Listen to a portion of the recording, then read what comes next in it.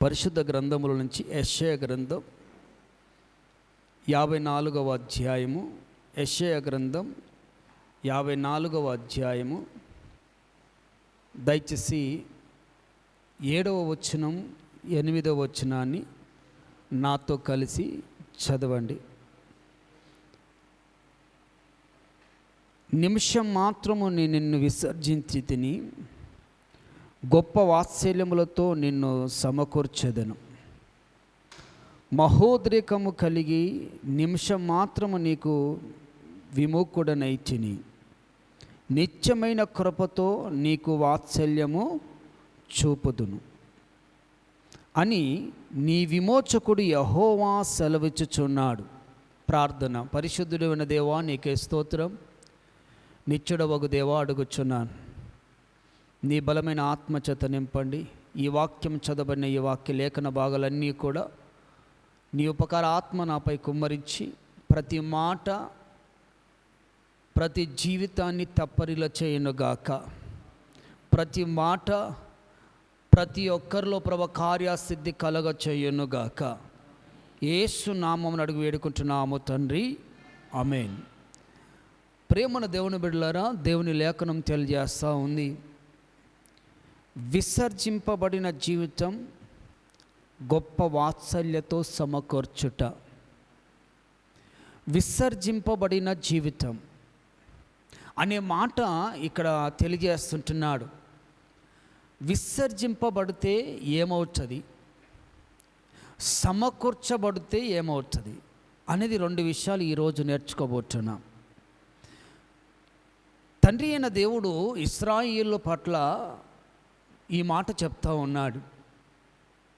ఏ మాట అంటే, నిమిషం మాత్రము నిన్ను విసర్జించి తిని అని అన్నాడు. నిమిషం మాత్రమే నిన్ను విసర్జించా. ఎందుకు విసర్జించా అంటే, నేను ఏదైతే చెప్పినానో ఆ పని నువ్వు చాలా.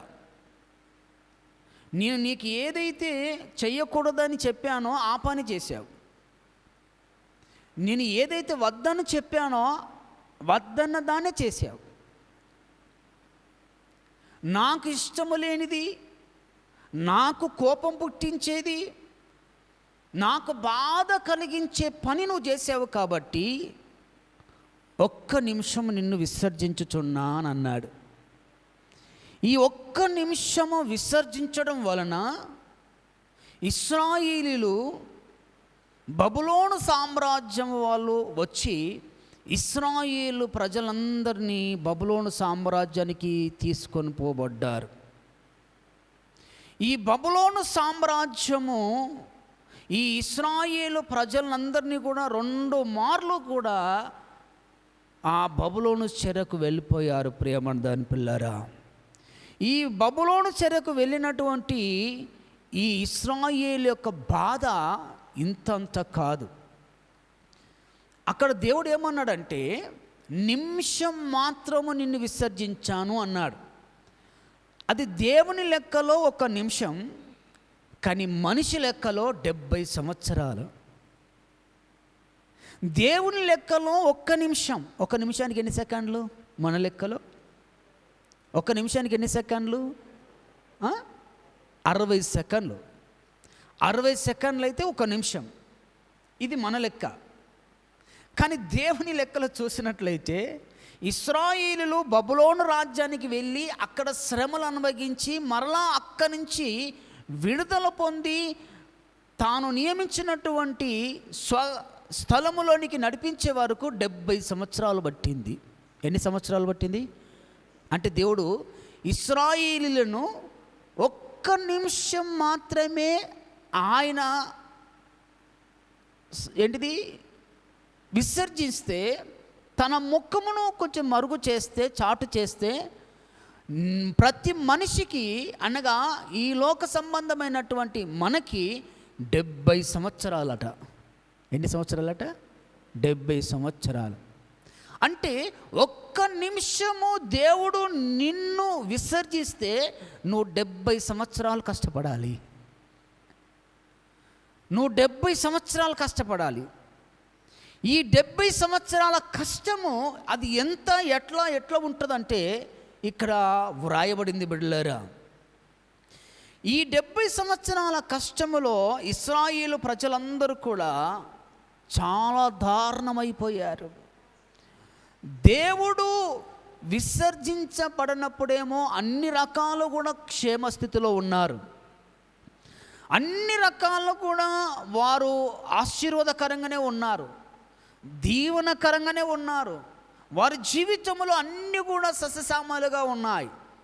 ఎప్పుడైతే దేవుడు వారిని ఒక్క నిమిషము విసర్జించబడ్డారో 70 సంవత్సరాలు శ్రమల పాలు వారు అనుభవించారు. ప్రియమైన దేవుని పిల్లరా, అందుకే ఈరోజు నీతో మాట్లాడుతున్న మాట ఏంటిదంటే, దేవుడు ఒక్క నిమిషం నిన్ను చూడకపోతే నీ పరిస్థితి ఎలా ఉంటుందో జ్ఞాపకం చేసుకో. ప్రియమైన దేవుని బిడ్డ,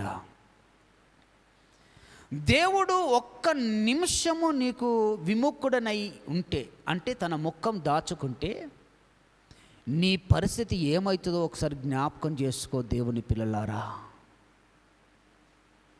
అందుకే ఈరోజు నీతో మాట్లాడుతున్న మాట ఏంటిదంటే, ఒక మనుషుడు నీ మీద అలగవచ్చు, ఒక మనుషుడు నిన్ను ఒక నిమిషము, ఒక గంట, ఒక రోజు, ఒక నెల, 2 నెలలు, ఒక 6 నెలలు, ఒక సంవత్సరం పాటు నిన్ను చూడకపోవచ్చు. కానీ అయినను నువ్వు బ్రతుకుతావు, పోషించబడతావు. కానీ దేవుడు గాంక ఒక్క నిమిషము నిన్ను విసర్జిస్తే నీకు 70 సంవత్సరాల దాకా నీకు శ్రమలు, నీకు ఇబ్బంది పాలు చేస్తాయి. అప్పుడు ఇశ్రాయేలు ప్రజలు గుడారమును విడిచారు, మంచి పట్టణమును విడిచిపెట్టారు. వారి గుడారములన్నీ కూల్చబడ్డాయి, వారి పట్టణాలన్నీ కూడా కూల్చబడ్డాయి, ప్రాకారములన్నీ కూల్చబడ్డాయి. సస్యశ్యామలుగా ఉన్నటువంటి ఆ యొక్క మహాపట్టణము అంత కూడా డిస్ట్రాయిడ్ అయిపోయింది, అంత కూడా కూల్చబడ్డాయి. ఇప్పుడు పాడుదిబ్బగా మార్చబడింది, భయంకరమైన స్థితిలో అనుభవిస్తున్నారు. దేవుడు వారి వైపు చూస్తే బాగుంటున్నారు, దేవుడు వారిని విసర్జిస్తే వారి జీవితాలన్నీ కూడా అల్లకొల్లం అయిపోతుంటున్నాయి. దీనికి కారణం ఏంటిదంటే, దేవుడు చెప్పినట్టుగా నువ్వు వినకపోవడమే, దేవుడు చెప్పినట్టుగా నువ్వు వినకపోవడమే. నువ్వు వినకపోవడం వలన ఎన్ని పరిస్థితులు నీ కుటుంబానికి, నీ జీవితానికి తటస్థిస్తున్నాయో చూడండి ప్రియమైన దేవుని బిడ్డ. అందుకన్నాడు, దేవుడు విసర్జిస్తే ప్రియమైన దేవుని పిల్లారా, నీ గుడారములన్నీ కూల్చబడుతున్నాయి. దేవుడు విసర్జిస్తే నీవు కుడివైపు ఎడంవైపు పారిపోతున్నావు, శత్రువులు నిన్ను గెదుముతున్నారు. దేవుడు నిన్ను విసర్జిస్తే మంచి సస్యశ్యామలుగా ఉన్నటువంటి పట్టణము పాడుదిబ్బగా మారిపోతుంది. దేవుడు నిన్ను విసర్జిస్తే నీకు భయము ప్రాప్తి జరుగుతుంది. దేవుడు నిన్ను విసర్జిస్తే నీకు అవమానం జరుగుతాయి. దేవుడు నిన్ను విసర్జిస్తే నీకు సిగ్గు నీ ముఖానికి తగులుతుంది. దేవుడు నిన్ను విసర్జిస్తే నీవు ఆదరణ కోల్పోతున్నావు. దేవుడు నిన్ను విసర్జిస్తే నీ శత్రువు నీ ముందు లేచి వాని కత్తి వర్ధిల్లుతుంది నీ ముందు, నువ్వు కూలిపోతున్నావు. ఇవన్నీ నీ జీవితంలో జరుగుతున్నాయి, ఇవన్నీ నీ బ్రతుకులో జరుగుతున్నాయి. అయితే దేవుడు ఈరోజు నీతో మాట్లాడుతున్న మాట ఏంటిదంటే, ప్రేమన దేవుని బిడ్డ, ఈరోజు నువ్వు వింటున్న ప్రతి మాట, నువ్వు ఏ స్థితిలో ఉండి చూస్తున్నావో, ప్రియమైన సహోదరి సహోదరుడా, దేవుడు నిన్ను విసర్జిస్తే అది ఒక్క నిమిషం అంటున్నాడు, కానీ అది నీకు 70 సంవత్సరాలు పడుతుంది. నీకు 70 సంవత్సరాలు పడుతుంది. ఇశ్రాయేలుకు అదే పట్టింది.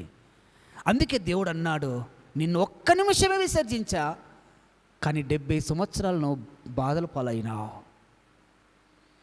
అయితే నువ్వు మరలా నా వైపు నువ్వు తిరిగినట్లయితే, రెండవది ఏమంటారు తెలిసిన, గొప్ప వాత్సల్యములతో నిన్ను సమకూరుస్తా. గట్టిగా చప్పట్లు కొట్టాల.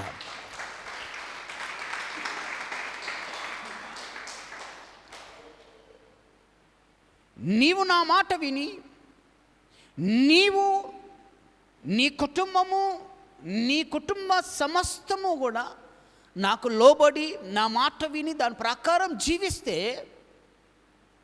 నేను అన్యాయస్తుడిని కాదు, న్యాయస్తుడిని అంటున్నాడు దేవుడు. నువ్వు నా మాట విని నా వైపు నువ్వు తిరిగడానికి ప్రయత్నం చేస్తే, రెండవదిగా గొప్ప వాత్సల్యములతో నిన్ను సమకూరుస్తా. గొప్ప వాత్సల్యములతో నిన్ను సమకూరుస్తా. నువ్వు సమకూర్చిన నాడు, నిన్ను సమకూర్చిన నాడు నీ స్థితి మొదటిగా కొంచెముగా ఉన్నను,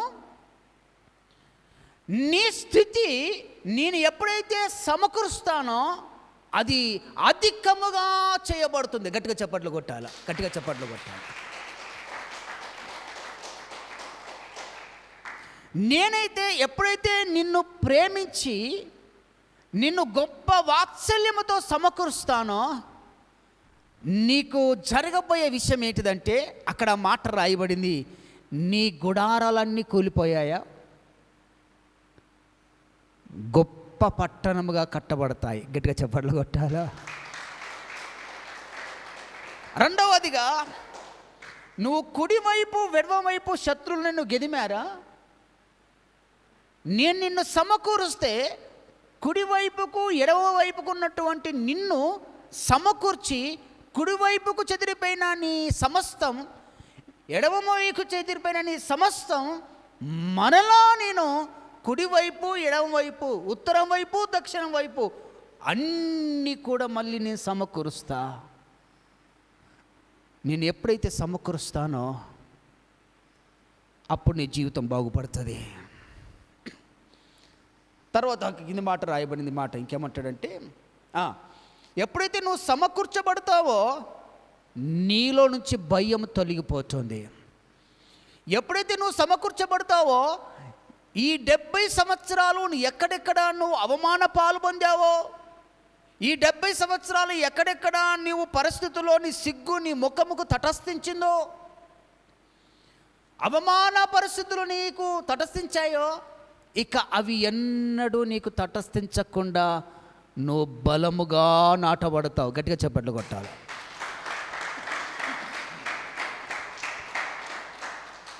దేవునికి మహిమ కలుగునుగాక. తర్వాత ఏమంటాడంటే, నీ ముందు నిన్ను విసర్జించినప్పుడు నీ ముందు శత్రు ఆయుధము నీ ఎదుటది వర్ధిల్లింది. నేను నిన్ను విసర్జించినప్పుడు శత్రు ఆయుధము నీ ముందు అది వర్ధిల్లింది, నిన్ను కూల్చేసింది. నిన్ను పాడుదిబ్బగా చేసింది, అది వర్ధిల్లింది. ఎప్పుడైతే గొప్ప వాత్సల్యముతో నిన్ను సమకూరుస్తానో నీ ఎదుట నిలబడ్డ శత్రు ఆయుధము అది కూల్చబడి అది పాడుదిబ్బగా చేయబడి నువ్వు అంచలంచలుగా ఆశీర్వదించబడతావు. గట్టిగా చప్పట్లు కొట్టాలా. హల్లెలూయా. దేవునికి మహిమ కలుగునుగాక. ఇది నా ప్రియమైన దేవుని పిల్లారా, దేవుడు ఈరోజు నీతో మాట్లాడుతున్న మాట. అందుకే ఒక మనుషుడు నీ ముఖం చూడకపోవచ్చు. ఒక మనుష్యుడు ఈరోజు మనుషుల కొరకు బ్రతకద్దు. మనము మనుషులు అలిగినా, మనుషులు నీ ముఖం చూడకపోయినా నువ్వు బ్రతుకుతావు, గొప్పగా బ్రతుకుతావు. కానీ దేవుడు గంక చూడకపోతే పాడుదిబ్బగా మారిపోతావు. దేవుడు గంక నిన్ను చూడకపోతే తన ముఖం దాచుకుంటే, ముఖం దాచుకోవడం ఏంటి తెలుసా? కరుణ, కటాక్షం, దయ, వాత్సల్యత నీ మీద నుంచి పక్కకు పోవట. ఈ దయ, కరుణ, కటాక్షం ఎప్పుడైతే నీ మించి పక్కకు పోతుందో ఇక నువ్వు ఎన్నడూ జీవించలేని పరిస్థితి. కాబట్టి నా ప్రియమైన దేవుని బిడ్డ, ఈరోజు దేవుడినితో మాట్లాడుతున్న మాట ఏంటిదంటే, ఏ పరిస్థితుల్లో ఈ బాధలోండి ఈ మాటను వింటున్నావో ప్రియమైన దేవుని బిడ్డ, ఈరోజు దేవుడు నీతోనే మాట్లాడుతున్నాడు. నువ్వు దేవుని మాట విను. దేవుడు నిన్ను గొప్ప వాత్సల్యముల చేత సమకూర్చబోతున్నాడు. గట్టిగా చప్పట్లు కొట్టాలా. హల్లెలూయా, హల్లెలూయా. కాబట్టి ఈ 2 మేలులు నీ జీవితంలో ఒక్కసారి జ్ఞాపకం చేసుకోండి. మొదటి కీడు, దేవుడు నిన్ను చూడకపోతే ఒక్క నిమిషమే అన్నాడు దేవుడు, కానీ అది 70 సంవత్సరాలు పట్టింది నీ లెక్కలో. కానీ దేవుని లెక్కలో ఒక్క నిమిషం, ఒక్క నిమిషమైనా నిన్ను కొంచెం విసర్జిస్తే ఎన్ని శ్రమలు అనుభవించాలో ప్రేమడ దేవుని బిడ్డ. నువ్వు దేవుణ్ణి ఎప్పుడు కూడా తొలనాడకండి, దేవుని ఎప్పుడు కూడా అవమాన పాలు చేయకండి. చెప్పితే వినని స్వభావమును బట్టి, ఆచారములను బట్టి, పద్ధతులను బట్టి, లోక పద్ధతులను బట్టి, ఈ లోక సంబంధమైనటువంటి ఆచారాలను బట్టి నువ్వు ఎప్పుడు దేవుని బాధపరచబడ్డకు బిడ్డ. ఎందుకంటే దేవుడు ఒకవేళ నీ ఎడల బాధపడి అబ్బా ఎంత చెప్పినా వింటలేరు ఈ ప్రజలని ఒక్క నిమిషం నిన్ను విసర్జిస్తే నీకు ఎన్ని పరిస్థితులు జరుగుతున్నాయో చూడండి. అందుకే ఈరోజు నీతో మాట్లాడుతున్న మాట, నీవు ఎప్పుడైతే దేవుని వైపు తిరగడం స్టార్ట్ చేస్తావో, బబులోన్లో ఉన్నటువంటి ఇశ్రాయేల్ జనాంగం ఎప్పుడైతే దేవుణ్ణి వేడుకోవడము, పశ్చాత్తాపడడం ఎప్పుడైతే స్టార్ట్ చేశారో, గొప్ప వాత్సల్యముల చేత సమకూర్చాడు. సమకూర్చువానికి ఆరాధన, సమకూర్చువానికి ఆరాధన. ఆ వాత్సల్యత నీ మీదకి దిగి రావాలి అంటే నువ్వు దేవుని వైపు మళ్ళాలి. ఏ ఏ పరిస్థితులలోనూ దేవుని మాట వినకుండా నువ్వు చేసావో ఆ పరిస్థితులలోనూ పశ్చాత్తాపడాలి, క్షమాపణ కోరాలి. అప్పుడు గొప్ప వాత్సల్యాల చేత నిన్ను సమకూర్చి నిన్ను గొప్ప స్థానంలో నిన్ను నిలబెట్టబోతున్నాడు. గట్టిగా చప్పట్లు కొట్టాలా? హల్లెలూయా. అందుకన్నాడు, నా కుమార్తె నువ్వు ఆదరణ లేక ఉన్నావేమో. ఆ మాట అంటాడు. 11వ వచనం, 12వ వచనం, 13వ వచనం అన్నాడు ఆ మాట. ప్రయాసపడి గాలివాని చేత కొట్టబడి ఆదరణ లేక ఉన్నదానా, నేను నీలాంజములతో నీ కట్టుదును, నీలములతో నీ పునాదులు వేయుదును, మాణిక్య మనులతో నీ కోట కొమ్ములను, సూర్యకాంతముతో నీ గుమ్మములను కట్టుదును, ప్రశస్తమైన రత్నములతో నీ సరిహద్దులు నేను ఏర్పరుస్తా. ఇవన్నీ కోల్పోయావు, ఇవన్నీ నీ జీవితంలో రెస్టార్ట్ అయిపోయింది, ఇవన్నీ కూల్చబడ్డాయి. కానీ ఎప్పుడైతే నువ్వు మరలా నా వైపు తిరుగుతావో, నేను స్థాపించిన నీ గుడారం మేకులు, నేను స్థాపించిన నీ గుడారము, నీ కుటుంబ వ్యవస్థ అది అధికముగా అవుతుంది. నేను కట్టే ప్రతి కట్టడ ప్రశస్తమైన రత్నములతో కడతాను బిడ్డ అనగా, తన వాక్యము చేత, తన యొక్క మాట చేత, తన యొక్క ప్రభావం చేత, శక్తి చేత, బలము చేత ఆయన కడతాడు. కట్టబడినటువంటి కుటుంబము దేవుని రాకడ వరకు ఎదురు చూస్తుంది. గట్టిగా చప్పట్లు కొట్టాలా?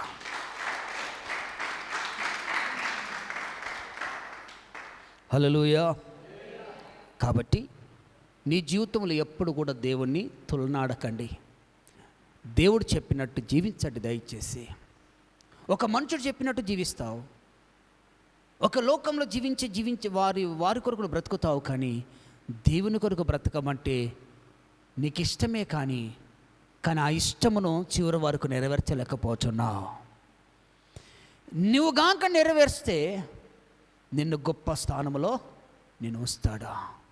గనుక దేవుని మాట వినండి, దేవుడిని సమకరిస్తాడు. ఒక మాట రాయబడి చూడండి, ఆ మాట పరిశుద్ధ గ్రంథములో నుంచి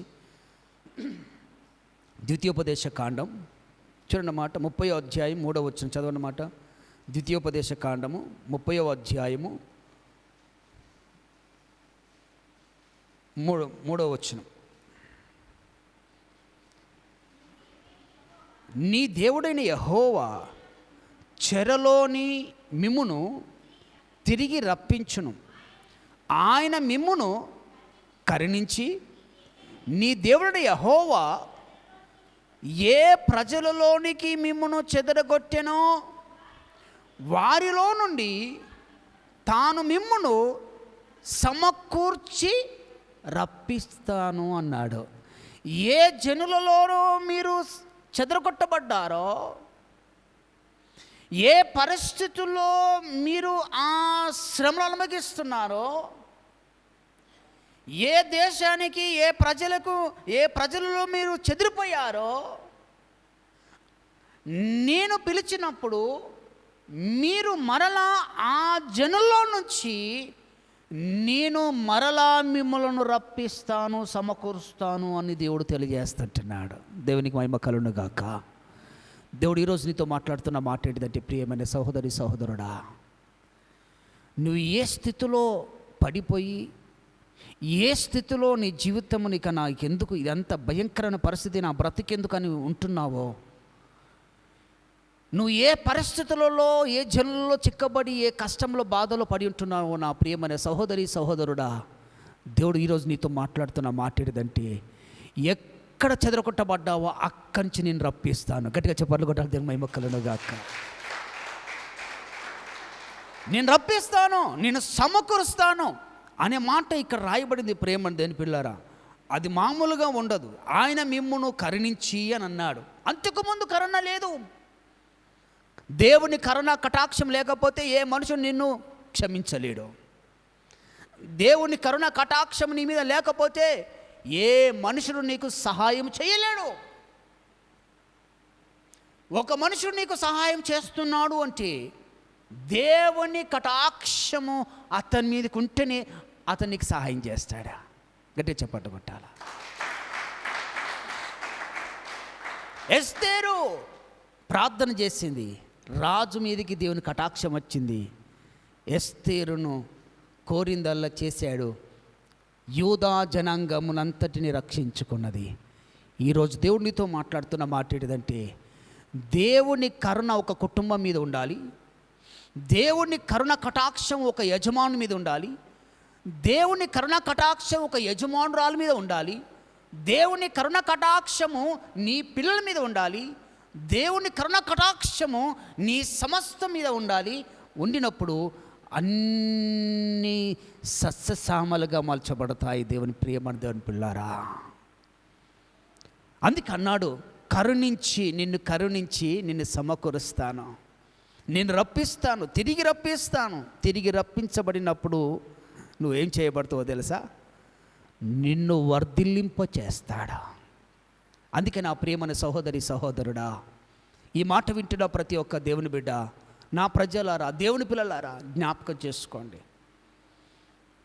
ఒక్క నిమిషం మాత్రమే నేను విసర్జించాడు, కానీ నేను శ్రమల పాలయ్యి ఈ మాటను చూస్తున్నావు, కానీ గొప్ప వాత్సల్యంతో నేను సమకూర్చబోతున్నాడు. దేవునికి మహిమ కలుగును గాక.